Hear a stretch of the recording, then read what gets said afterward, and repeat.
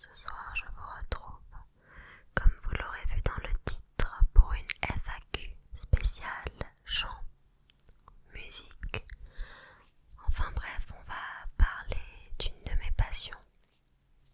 Vous avez pu me poser toutes vos questions via Instagram ou sur YouTube directement. Je vais y répondre ce soir. La première question que j'ai reçue est la suivante. Sais-tu chanter au moins? J'imagine que c'est du troll, mais toutefois, si ça n'en était pas, ça va me permettre d'introduire cette vidéo de la meilleure des manières et de vous présenter brièvement ce que je peux faire. Je vais vous partager juste maintenant quelques-uns de mes covers. Closing both my eyes, 'cause they say you get more famous when you die, and everyone seems fine. Am I losing my mind? Mon corps engourdi s'enflamme jusqu'à s'endormir dans tes bras. Mais je suis femme, et quand on est femme, on ne dit pas ces choses-là. Sur scène, ça donne ça. On n'a que l'amour pour tracer un chemin et forcer le destin à chaque carrefour. Et enfin, au niveau de ma musique, à moi, mon genre musical, voilà ce que je peux proposer. Me raccroche un bruit d'espoir aux quelques paillettes dans mon tiroir. Laisse-moi partir, oublier tous mes ennuis. Si le monde court à sa perte, je courrai avec lui. Si ces extraits vous ont plu, n'hésitez pas à aller me suivre sur mes réseaux chants également. Je vous mettrai tous les liens dans la barre d'informations. Pour répondre très premier degré à cette question du coup, oui, j'estime savoir chanter. Maintenant, les goûts et les couleurs, ça ne se discute pas comme on dit. Et il est possible que ma voix, mon timbre, mon genre musical ne vous correspondent pas. Et c'est ok. Je pense qu'on va pouvoir y aller avec les questions plus sérieuses maintenant. Comment est venue la passion pour le chant? Alors, il faut savoir que j'ai grandi dans un environnement très musical où j'ai pu entendre de la musique depuis mon plus jeune âge en fait, puisque mes parents faisaient partie de ce milieu-là. Mon papa était et est toujours d'ailleurs intermittent du spectacle. Il fait de l'accordéon. D'ailleurs, il a le titre de champion du monde. Je réponds à une question et c'était pas prévu et je vais me faire casser la gueule. Voilà, je prends une question au hasard, hop. Comment t'es venue la passion pour le chant? C'est justement celle à laquelle j'étais en train de répondre. Mais non, alors ça c'est vraiment incroyable. Il faut chuchoter. Ah oui, il faut chuchoter. Il fallait absolument que j'aille pisser, désolé. Quel chieur. Du coup, ma maman, elle, était intermittente du spectacle également. Elle était chanteuse, elle chantait dans des bals au sein d'orchestre. Aujourd'hui, elle ne l'est plus. Elle a quelques dates ponctuelles encore. Elle forme un duo avec un pianiste. Mais ce n'est plus son métier, son activité principale. Donc, ouais, je dirais que j'avais déjà très jeune une certaine sensibilité pour la musique, forcément, puisque j'étais amenée à entendre à la fois de la musique classique avec mon papa et des chansons françaises, surtout des musiques populaires avec ma maman.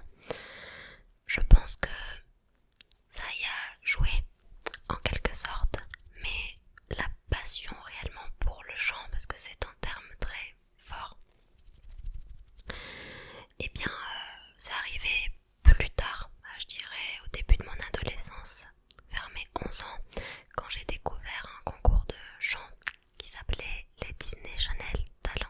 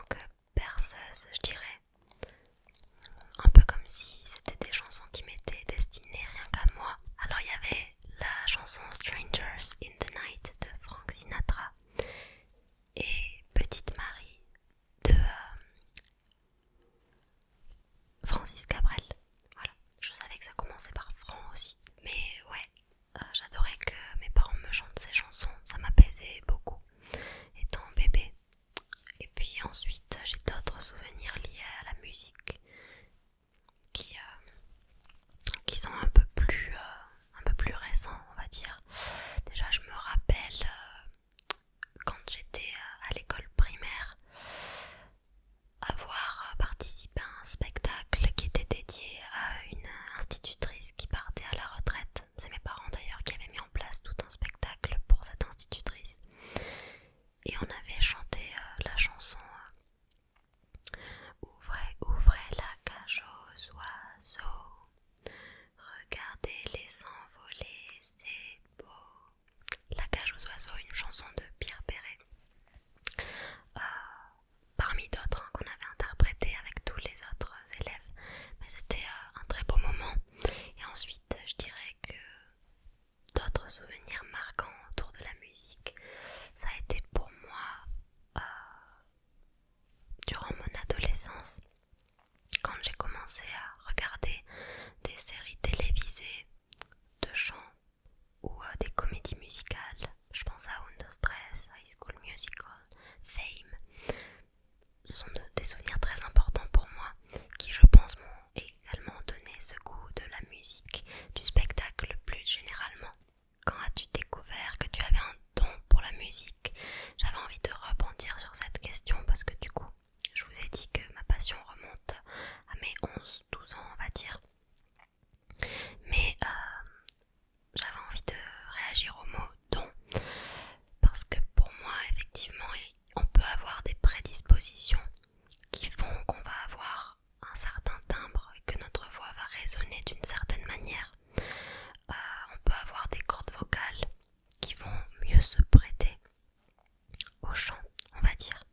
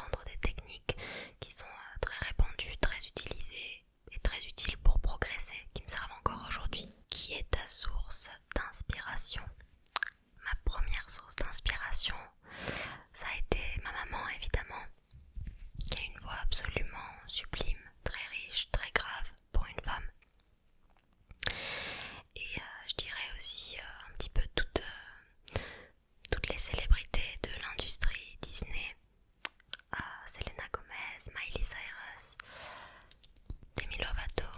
J'ai commencé à chanter sur leurs titres, sur des titres anglais du coup. J'ai commencé à chanter dans cette langue et d'ailleurs ça m'a beaucoup aidé pour l'apprendre. Il y a aussi eu Laurie, ma première idole, la première chanteuse que j'ai été voir en concert. J'aimais beaucoup Alizée aussi à l'époque. Et puis un peu plus tard, eh bien, toutes les reines de la pop, Lady Gaga, Britney Spears, Rihanna, Katy Perry, etc. Aujourd'hui, mes inspirations principales, je dirais qu'elles se trouvent dans la dark pop, donc le genre musical que je produis moi-même. Billie Eilish, Nessa Barrett, etc. Je cite que des artistes féminines parce que j'ai été principalement inspirée par elles. Mais aujourd'hui, j'écoute aussi beaucoup d'artistes masculins, notamment dans le rap français. J'ai aussi écouté des artistes pop masculins tels que Shawn Mendes, Justin Bieber. Aujourd'hui, au niveau des artistes masculins que j'écoute, c'est plutôt au niveau du rap français.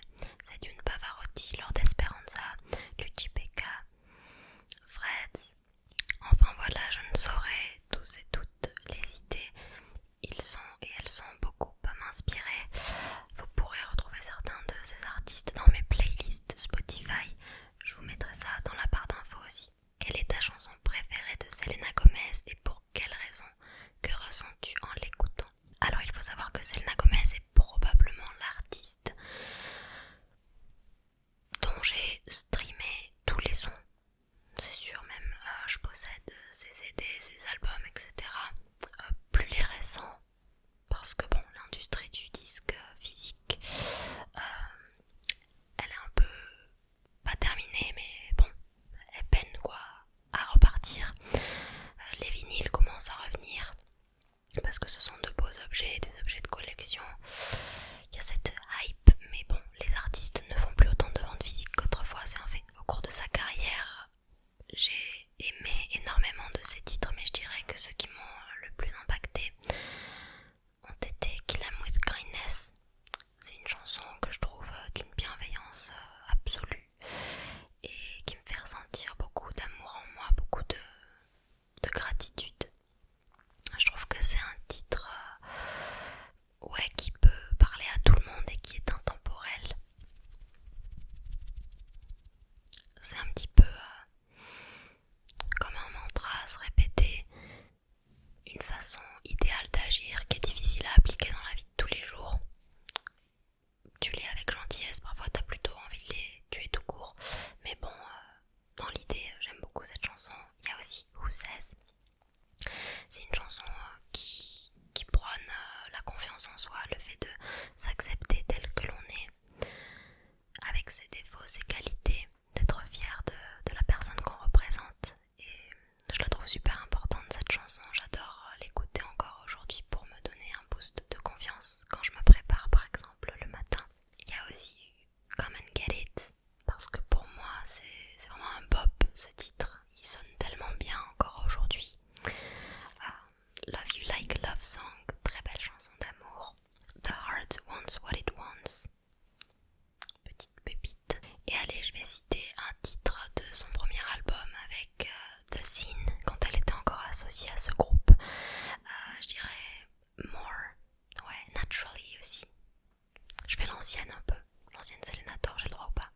La musique est-elle pour toi juste un divertissement ou a-t-elle aussi un effet cathartique te servant d'exutoire? Alors bien évidemment, la musique pour moi c'est bien plus qu'un divertissement, ça va au-delà d'une simple occupation. Et pourquoi je le sais? Eh bien parce que j'ai essayé de m'en éloigner à certaines périodes de ma vie quand je sentais qu'être trop proche de cette passion était nocif pour moi et que je devais, en tout cas à ces périodes-là de ma vie, me focaliser sur des choses plus terre à terre, plus réalistes. J'ai essayé de mettre la musique de côté et ça n'a pas pu durer bien longtemps. Elle est revenue à moi très spontanément. Voilà. Donc soit je finissais par en écouter beaucoup trop et en écouter beaucoup trop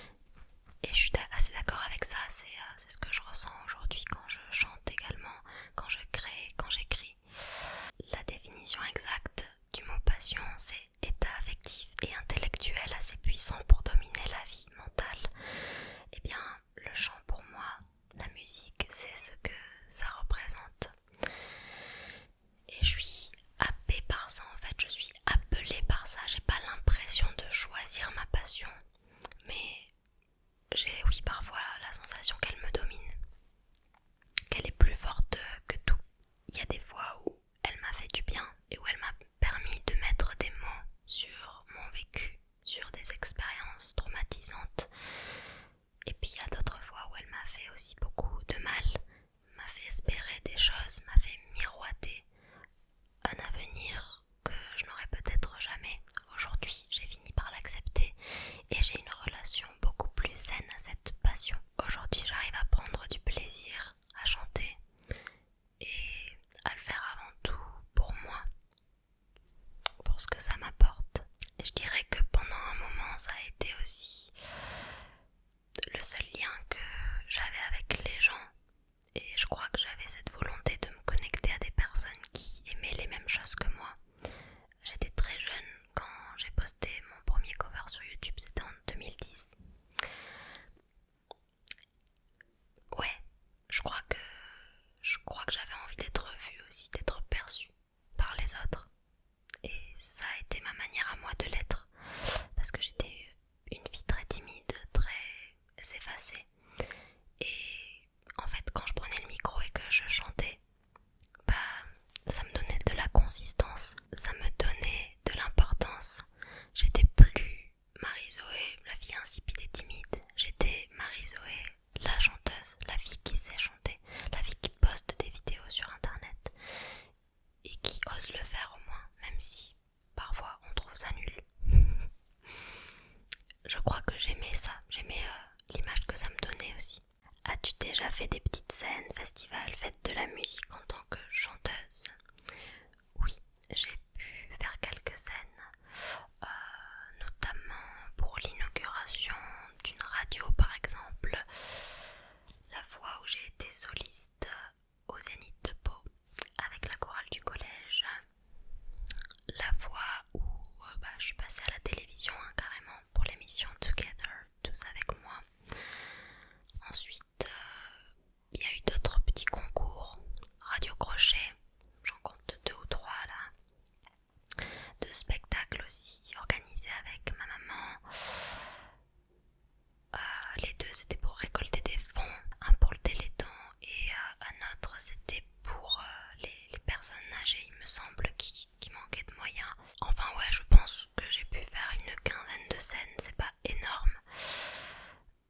Et j'ai une histoire assez particulière avec la scène aussi, ça a été quelque chose de très anxiogène pour moi, qui m'a amené jusqu'à faire des malaises sur scène. Comme je vous disais, je suis d'une nature plutôt introvertie et timide. Aujourd'hui ça va beaucoup mieux, hein, je me soigne et je me considère plus comme avant. Mais à l'époque, je sais que ça me stressait beaucoup de me retrouver au milieu de la scène, d'être le centre de l'attention, de faire l'objet de potentielles critiques. Et ça m'angoissait à un tel point que j'appréhendais le moment, je le ruminais jusqu'à ce qu'il arrive. Et sauf qu'au moment de chanter, je pouvais pas, mon corps ne tenait pas et j'y voyais flou, j'entendais mal, je faisais des malaises en fait. Ça m'est arrivé 2-3 fois, alors pas toutes les fois où je suis montée sur scène, heureusement, mais assez pour que ça me crée un gros blocage et que j'associe le fait d'être sur scène à quelque chose de négatif. Ça a renforcé cette peur en fait que j'avais déjà de base. Aujourd'hui, je sais pas du tout comment je réagirais si j'étais amenée à monter sur scène parce que ça fait longtemps que je me suis pas exposée à cette phobie. Mais je vais pas vous mentir, j'ai envie de le refaire, j'ai envie de remonter sur scène. Et si l'occasion se présente, je vais la prendre, je vais la saisir. Prima, elle va remonter sur scène, je te le dis moi. Quel a été ton premier concert? Alors celui auquel j'ai assisté, c'était celui de Laurie au Zénith de Pau. J'étais au collège en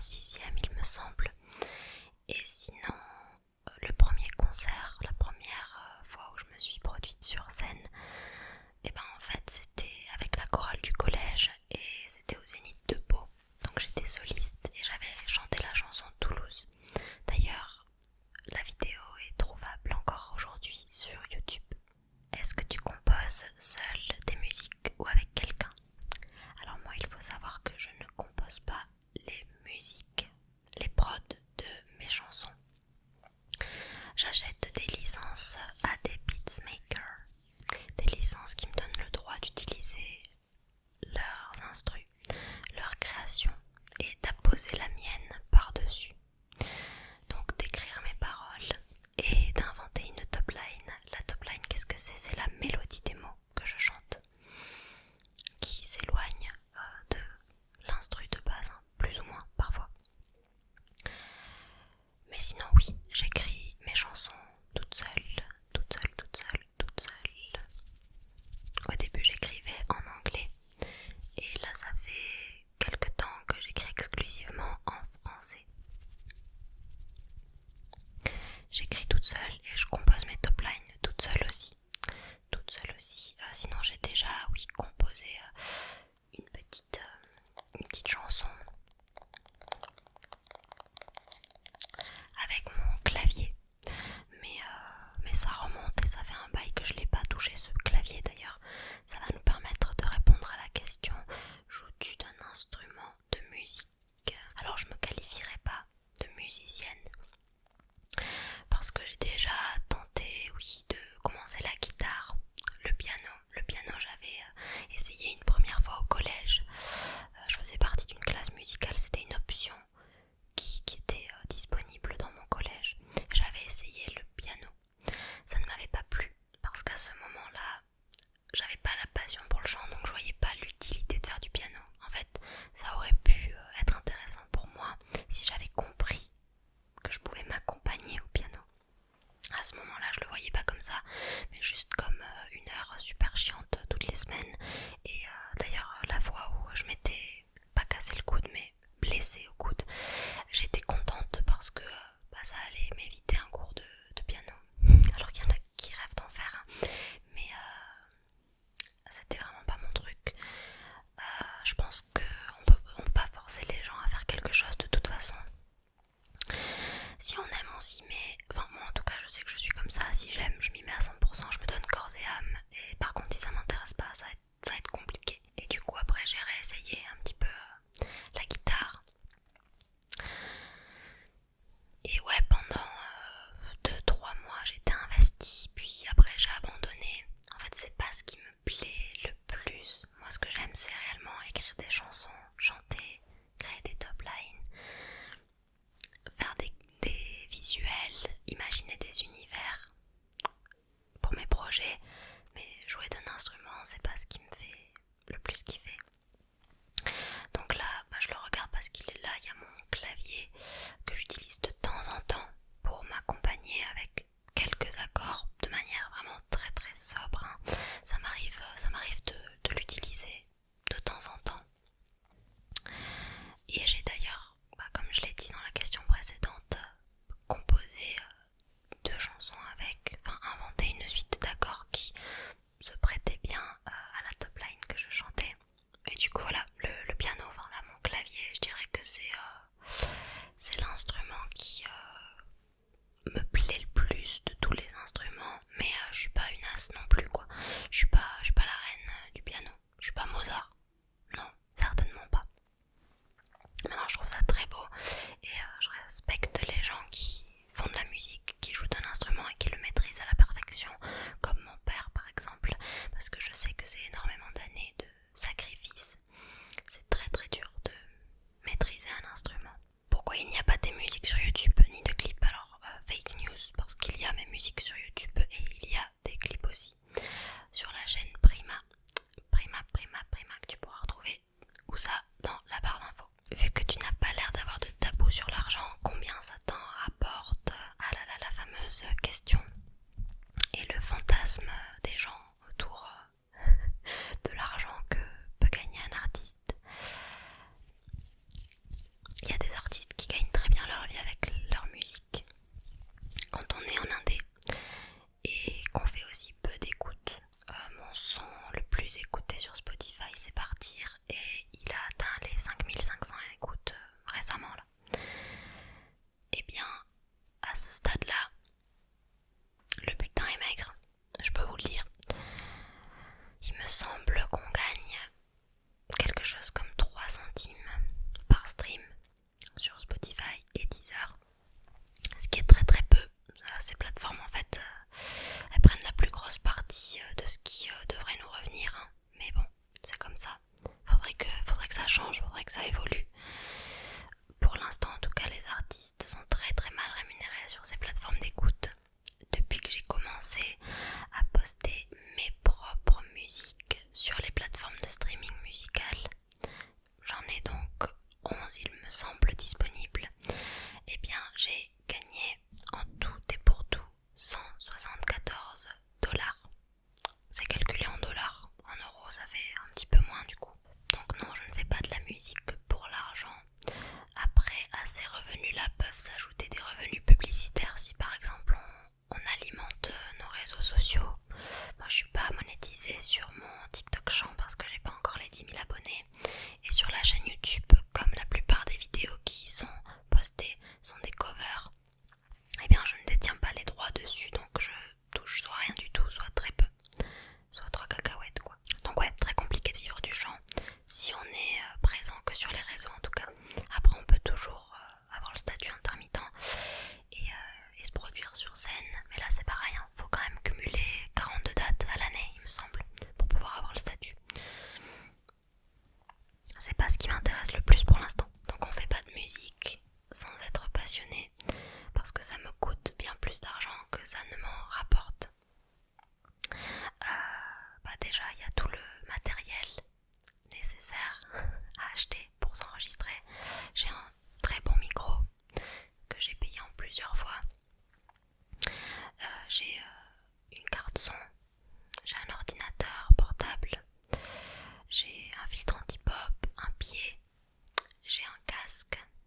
Tout ça, ça coûte plusieurs centaines d'euros. Oui, on arrive presque à 2000 € déjà là. Mais ensuite, faut que j'achète des licences de prod. Donc là, pareil, pour une chanson, ça peut aller de 25 à 250 €. Puis après, il faut rémunérer les gens qui travaillent avec nous.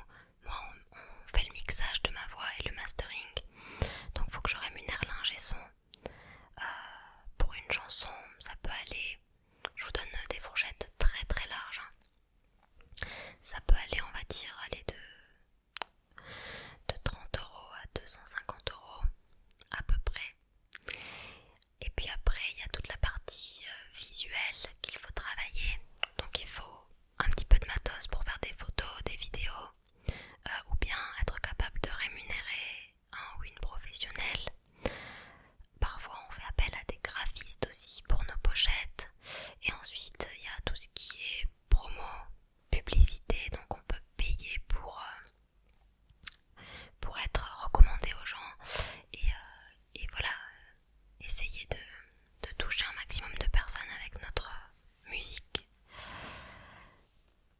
Ça coûte beaucoup d'argent la musique, ça coûte beaucoup d'argent. Et aujourd'hui, bon, j'ai la chance d'être bien entourée, de travailler avec à la fois des professionnels mais des copains aussi, donc forcément ça me coûte moins cher qu'il y a quelques années par exemple, où je connaissais personne et où vraiment j'étais toute seule dans ce monde très vaste, et où je faisais pas forcément appel aux bonnes personnes. En tout cas j'ai dépensé bien plus d'argent que je n'en avais à l'époque. Oui, je sais, certaines personnes diront on peut faire de la musique juste avec un téléphone portable. Oui, mais enfin on va quand même pas atteindre la même qualité, on va pas se mentir. C'est possible, hein, théoriquement tout est possible. Je peux même m'enregistrer avec mon grille-pain. Non, celle-là peut-être pas. Est-ce que tu pourrais faire un feat, et si oui, avec qui? Je suis pas fermée au feat, je suis pas fermée au duo.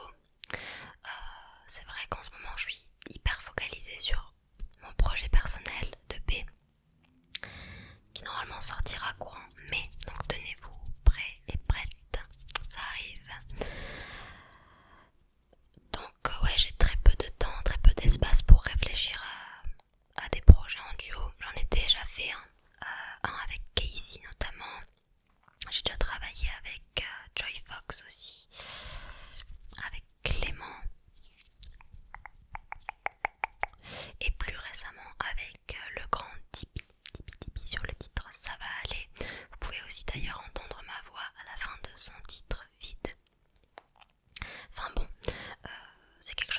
déjà fait et que je pourrais refaire seulement si nos univers matchent vraiment bien ensemble et qu'il y a une connexion humaine sincère qui se fait aussi en même temps. Ouverte à l'idée d'un groupe si l'occasion et les partenaires se présentaient par exemple. Je vais pas te mentir, ça fait pas partie de mes projets. En fait, j'aimerais pouvoir être accompagnée par des musiciens mais sur mes propres titres. Donc j'imagine que si un jour ça se fait, c'est que déjà ma musique fonctionne très bien. Et pour l'instant, c'est pas le cas. Comment t'es venue l'idée d'écrire Partir? PS, j'adore le son. Merci. Eh bien, l'idée, elle m'est venue parce que moi-même, je me suis trouvée dans une situation où j'étais enfermée, restreinte et où j'ai voulu partir. Donc l'idée, elle m'est venue d'une expérience personnelle, mais aussi de l'expérience qu'on fait tous et toutes, je pense, de cette société, le monde dans lequel on vit, qui peut parfois être trop contrôlant et on voit pas forcément d'issue, de sortie. Dans Vite de rêve, honnêtement, il y en aurait beaucoup trop. J'aurais dit Selena Gomez si on était toujours à l'époque de Come and Get It. Aujourd'hui, ce que fait Selena musicalement, ça me plaît moins, ça me touche moins. Mes goûts ont vachement évolué. Mais pour la connexion humaine, rencontrer la personne qu'elle est, ouais, je pourrais encore la citer aujourd'hui. Sinon, des artistes féminines telles que Billie Eilish, Olivia Rodrigo, Sabrina Carpenter, Taylor Swift, Miley. Sinon au niveau francophone, je citerai Angèle pour l'artiste féminine et Lucie Becca pour l'artiste masculin. Interprètes-tu de la chanson française et aimes-tu la chanson française? Alors oui, j'ai déjà interprété de la chanson française, que ce soit sur ma chaîne YouTube simplement ou bien sur scène. J'ai déjà interprété du Morane, du Jacques Brel, du Edith Piaf, pour ne citer que. Et oui, j'aime la chanson française. J'écris aujourd'hui en français. Et je m'en suis rapprochée, on va dire, ces dernières années de la chanson française. Parce qu'avant, je n'écoutais quasiment que des artistes anglophones. Ça a beaucoup évolué depuis, notamment grâce au rap français. Que penses-tu des musiques actuelles en général? Eh bien, je pense qu'il y a beaucoup de bonnes choses. Des artistes très talentueux auxquels il faut faire de la place. Je ne m'oppose absolument pas au progrès, à la nouveauté, aux nouvelles façons qu'on a de faire de la musique. Je pense que c'est important de respecter ce qui nous a précédés et donc les musiques plus anciennes, les artistes d'autrefois. Mais il faut savoir aussi reconnaître qu'on a de très gros talents actuels et que les deux sont tout autant appréciables. Sans la musique d'autrefois, on ne pourrait pas faire celle d'aujourd'hui. Je sais que beaucoup de personnes ont tendance à utiliser cet argument de autrefois on faisait de la vraie musique, autrefois les artistes avaient de vraies choses à dire, ils s'exprimaient mieux. Je trouve pas que ce soit objectivement vrai.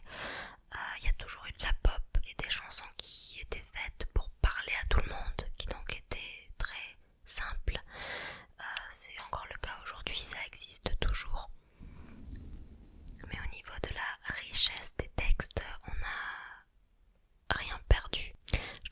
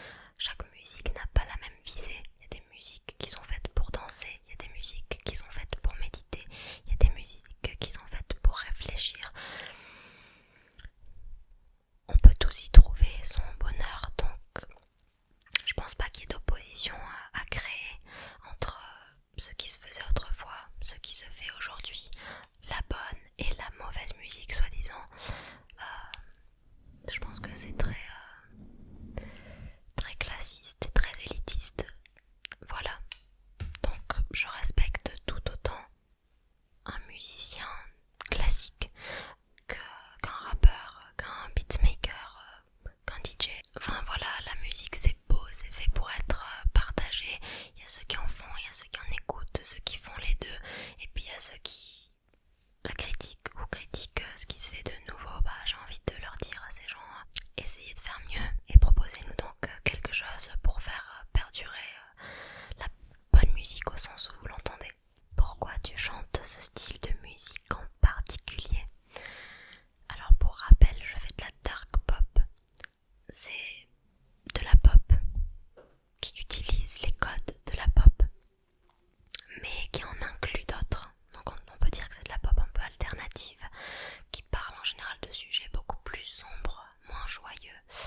On peut parler de santé mentale, on peut parler d'addiction, on peut parler de rupture, de vengeance. C'est de la pop, donc ça conserve tous les codes qui ont bercé mon enfance et mon adolescence, mais à la fois c'est moins lisse, c'est moins doux, et je trouve que ça me correspond beaucoup plus. C'est plus authentique, je trouve. Et je crois d'ailleurs, selon moi, qu'une des premières artistes dark pop, ça a été Lady Gaga, parce qu'elle a amené vraiment cette touche un petit peu farfelue à la pop. Ouais, un petit peu dérangeante, je dirais même. C'est un type de musique que moi-même j'écoute énormément, et je suis moi aussi inspirée par ce que j'écoute le plus, forcément. Combien de temps mets-tu pour écrire les paroles d'une chanson? Alors là, ça peut dépendre. Ça dépend de l'inspiration que j'ai, ça dépend du temps que j'ai devant moi aussi. Il m'est arrivé d'écrire une chanson d'une traite et donc de faire ça, je sais pas moi, en une trentaine de minutes, 30 minutes, 1 heure. Et puis des fois ça se passe différemment et je commence une chanson, je fais un petit couplet ou un couplet refrain et je la mets de côté, je me dis je la continuerai plus tard quand l'inspiration reviendra. Et donc pour que la chanson soit finalisée, ça peut prendre plusieurs jours. Voilà, mais pas plusieurs jours où genre je suis en mode dans le processus de création, non, plusieurs jours, parce que voilà, les moments où je crée, ils sont dispersés. As-tu déjà rencontré des difficultés à retranscrire ce que tu voulais dire en chanson? Oui, mais en même temps, ça m'est arrivé très peu de fois. Et les fois où ça m'est arrivé, c'est parce que j'avais rien à dire, tout simplement, et que j'ai essayé de forcer le processus créatif et d'appeler la créativité, alors qu'en fait pour moi ça se passe pas du tout comme ça, je peux pas la contrôler, c'est-à-dire que soit elle me tombe dessus et j'ai des idées qui me viennent, des images, des mots, des sons, soit ça ne vient pas, et donc ça sert à rien de faire des sessions où je vais me poser, écouter des prods et gratter à l'infini. Moi ça m'apporte peu de résultats fructueux, ce genre de pratique. Je sais qu'il y en a qui le font beaucoup et c'est un très bon entraînement, et d'ailleurs pour m'entraîner, il y a une époque où je faisais les mots proposés par mes abonnés. Voilà, je demandais à mes abonnés de me soumettre plusieurs mots que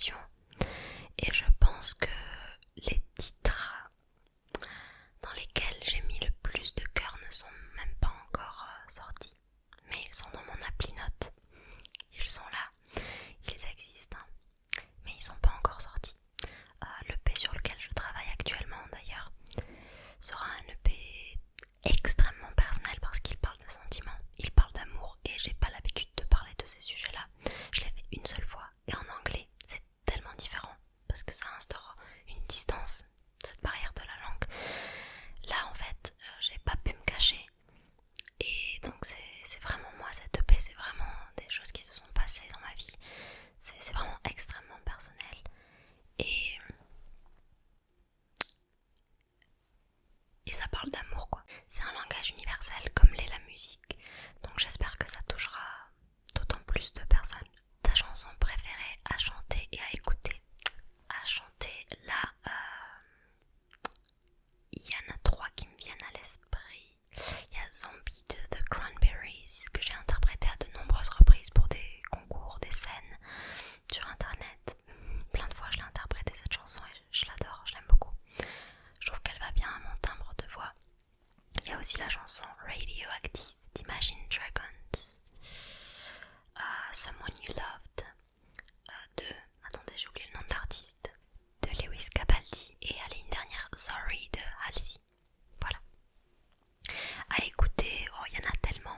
Je vous mettrai une capture d'écran de ma playlist All Time Fav qui regroupe mes chansons préférées de tous les temps, que des classiques. Vous retrouverez ça aussi dans la barre d'infos. As-tu beaucoup d'inspiration en ce moment? Oui, je dirais que j'ai beaucoup d'inspiration en ce moment, mais plus au niveau des top lines, c'est-à-dire que je repère beaucoup d'instrus, de prod sur YouTube.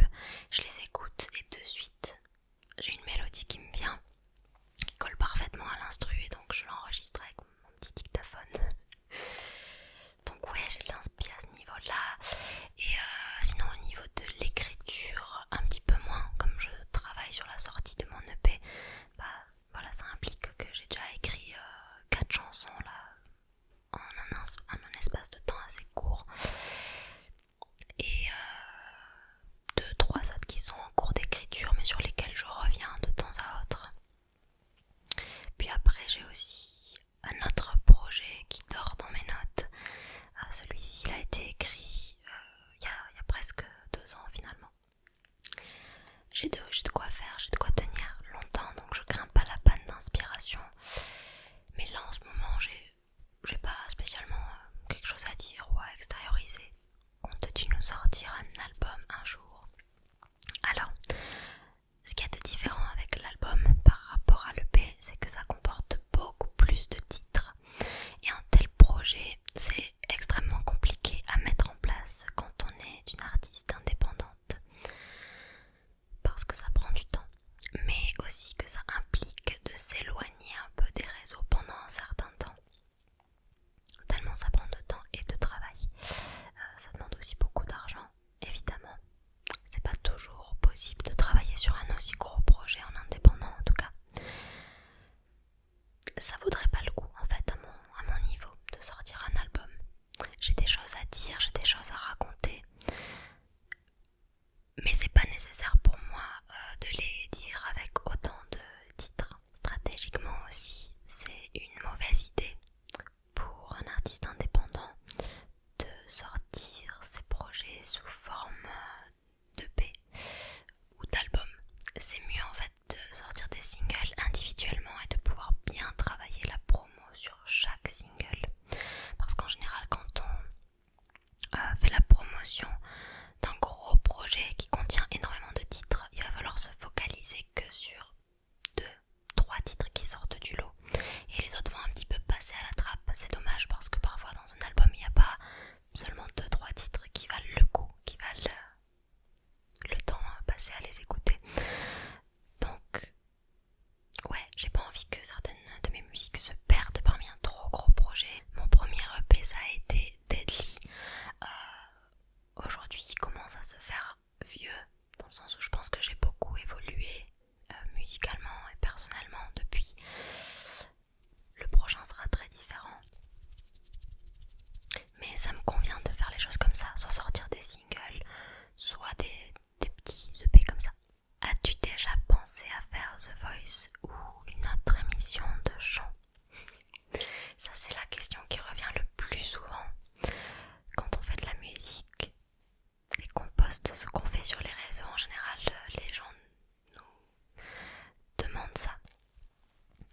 Alors ça part pas d'un mauvais sentiment. En général, ça se veut même très bienveillant et c'est un compliment pour les gens qui posent cette question ou qui identifient par exemple les comptes de The Voice ou de la Star Academy sous nos vidéos. C'est super mimes en vrai.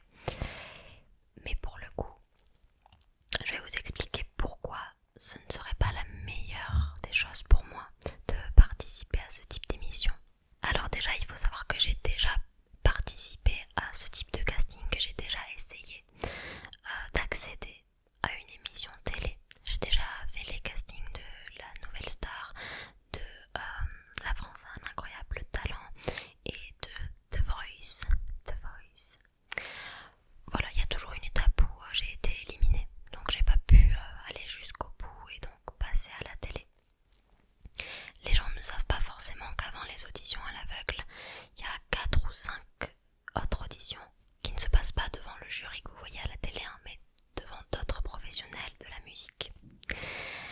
C'est très long comme processus, c'est éreintant, c'est très fatigant.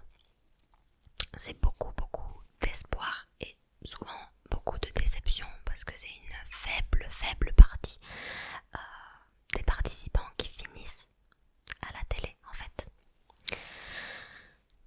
Déjà il y a cet aspect-là, c'est beaucoup de dépenses parce que oui, c'est à nos frais qu'il faut se déplacer jusqu'à Paris pour passer les auditions. C'est beaucoup de dépenses, beaucoup de perte de temps, d'énergie, de tout ce que vous voulez pour moi. Aujourd'hui, je l'ai fait plusieurs fois quand j'étais plus jeune, que j'étais plus naïve, plus innocente. Et c'est ok, ça a été des expériences que je ne renie pas du tout. D'ailleurs, j'ai fini par y arriver puisque pour l'émission Together, tous avec moi, j'ai été jusqu'à mon passage télévisé qui ne s'est pas forcément passé comme je l'aurais voulu.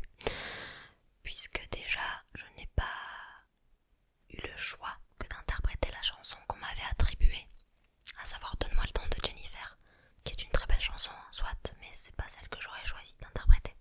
Mon passage était correct, j'aurais aimé qu'il soit diffusé. Ils n'ont gardé que 15 secondes, ce qui est déjà une chance par rapport aux participants qu'ils ont complètement évincés du show. Parce que ça aussi, ça peut arriver. Donc même quand on arrive jusque là, on n'est pas sûr de passer à la télé. Et moi ce que j'espérais avec cette émission, c'était gagner de la visibilité sur mes réseaux. Ça n'a eu aucun impact, zéro. Dans cet investissement, il n'y a eu aucun retour positif. Voilà la première des raisons qui fait que je ne m'intéresse plus du tout à ce genre d'émission. Ensuite, il y a une autre raison qui est celle que je vous ai brièvement expliquée. On est complètement modulé au goût de la prod et de ce qu'ils ont envie de montrer de vous. En fait, ils cherchent des profils types. Il va y avoir la fille timide, il va y avoir le mec canon qui, en fait, oh my god, en plus d'être canon, il sait chanter. Vous voyez, ils cherchent des profils types. Ils cherchent pas à vous connaître ni à mettre en valeur la personne que vous êtes réellement. Les images peuvent être montées d'une certaine manière. On peut garder des extraits, en jeter d'autres, et c'est très facile de vous faire passer pour quelqu'un que vous n'êtes pas. Donc il y a aussi cet aspect-là de manipulation des images qui m'inquiète et ne me plaît pas aujourd'hui. Et enfin la troisième raison, c'est qu'aujourd'hui je suis quasiment persuadée que je ne suis plus du tout un profil intéressant pour ce type d'émission. D'ailleurs aujourd'hui je ne suis quasiment plus contactée par ces chargés de casting alors que je suis toujours visible sur les réseaux, mais bizarrement je ne reçois plus ce type de messages privés parce qu'en fait aujourd'hui même si je suis à un petit niveau et que je suis une artiste indépendante, et ben on voit que j'ai déjà pas mal façonné ma musique et que je sais où je vais et je sais ce que je fais et ça a déjà une teinte particulière, on va dire. Et ce qu'ils recherchent, c'est pas forcément ça. C'est certes des belles voix, de la technique vocale, une certaine prestance, du charisme peut-être, quelqu'un qui passe bien en caméra, ça oui. Mais ce qu'ils ne recherchent pas, c'est quelqu'un qui sait déjà ce qu'il veut, parce que ce sera beaucoup plus difficile pour eux de le façonner comme ils le souhaitent et de le faire ressortir de là accompli. En fait, il faut avoir cette impression dans une émission d'évolution du participant. Et là, je fais plus référence à la Star Academy qu'à The Voice pour le coup. En fait, si vous voulez, moi je serais un profil beaucoup trop têtu pour eux. Et ce serait possible que j'y participe, mais pour ça, il faudrait que je gomme tout le travail que j'ai déjà fourni. Il faudrait que, j'efface un petit peu toutes mes spécificités, tout ce qui me rend aujourd'hui spécial et que je n'avais pas autrefois puisque ça s'acquiert avec l'expérience et je n'ai pas encore fini d'évoluer. Mais je suis sur un chemin qui me plaît, qui me correspond. Et donc je ne pense pas être intéressante pour ce type d'émission. Et moi, ils ne sont pas intéressants pour moi non plus. Je pense qu'énormément d'artistes seront d'accord avec moi sur ce que je vais dire. Mais participer à une émission télévisée, ce n'est pas l'accomplissement maximal que puisse atteindre un artiste. Voilà, et je sais que c'est très très dur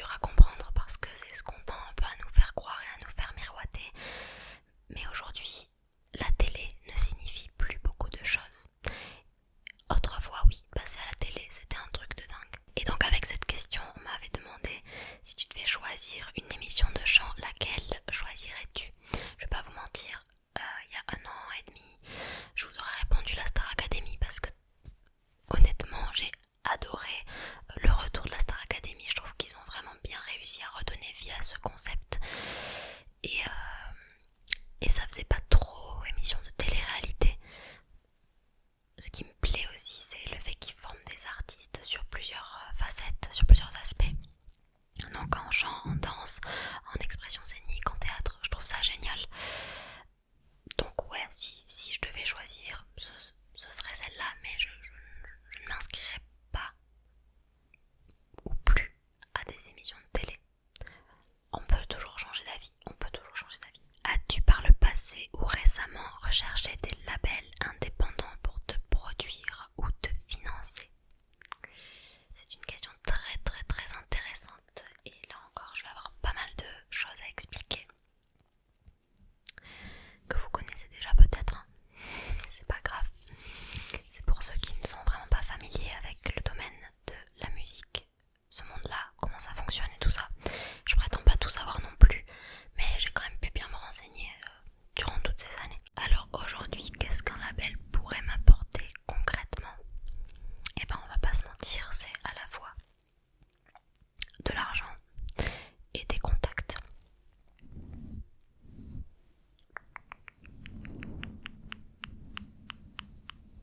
En général, les petits labels indépendants n'ont pas ni beaucoup d'argent, ni beaucoup de contacts. Ou alors ils ne veulent pas forcément investir beaucoup d'argent dans un talent en particulier. Donc qu'est-ce que ça m'apporterait concrètement aujourd'hui d'être entourée et liée à un label, un petit label? Pas grand-chose. Certes, ça m'allégerait une partie du travail, ça me permettrait de recevoir les conseils de personnes avisées et qui font partie de ce milieu-là, qui savent ce qu'elles font, et encore, pas toujours. Le problème, c'est que c'est quand même pas énorme, hein, comme apport, comme gain. Enfin, je sais pas ce que vous en pensez. Donc oui, forcément, ça fait rêver tout le monde, hein, de signer chez Universal ou chez Sony. Le truc, c'est que Sony ou Universal ne va jamais signer une petite artiste comme moi qui a 2500 auditeurs par mois sur Spotify. Ça n'existe pas. Pourquoi ça n'existe pas? Ou du moins ça n'existe plus, parce qu'aujourd'hui les labels, les maisons de disques ne font plus ce qu'on appelle du développement d'artistes.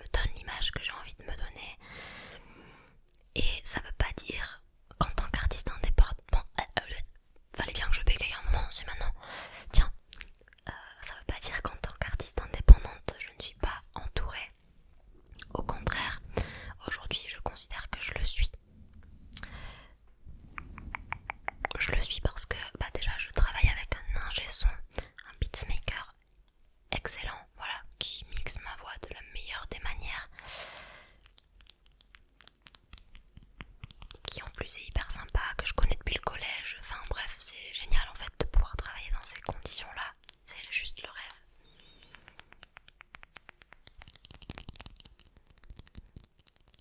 Il y a ça, puis je connais aussi quelques personnes qui font la même chose que moi, qui font de la musique, avec lesquelles j'échange de temps en temps. Mon copain aussi fait de la musique, donc on en discute tous les deux. Il fait de la photographie aussi. Attendez.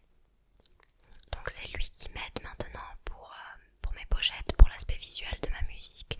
Mais j'ai toujours la main dessus, donc je décide quand même de ce que je fais, même si je peux faire appel à des professionnels de temps en temps et travailler avec des gens.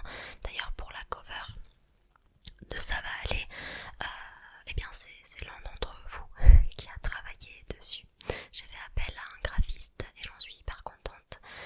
Mais voilà, travailler en tant qu'artiste indépendante, ce n'est pas ne pas être entourée.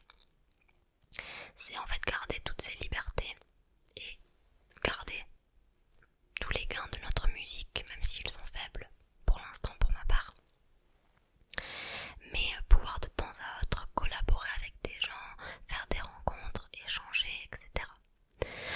Donc là actuellement, ouais, ce statut me convient parfaitement.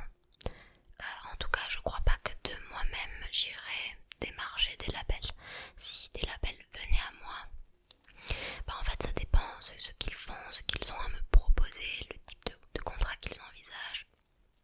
Ça dépendra d'un tas de choses, mais là je suis pas plus intéressée et emballée que ça par cette idée, quoi. Voilà, je pense que les réseaux aujourd'hui ont un très très très très fort pouvoir, et c'est pour ça aussi que je parle beaucoup de ma musique dans mes vidéos ASMR, parce que j'espère bien toucher peut-être 3-4 personnes par vidéo qui vont se sentir en adéquation avec ce que je fais et qui vont kiffer le single que je propose, tu vois. Je sais pas pourquoi je te tutoie maintenant, c'est nouveau ça, pourquoi pas. En fait je sais pas que je vous vois, c'est que quand je dis vous, je vous englobe tous et toutes.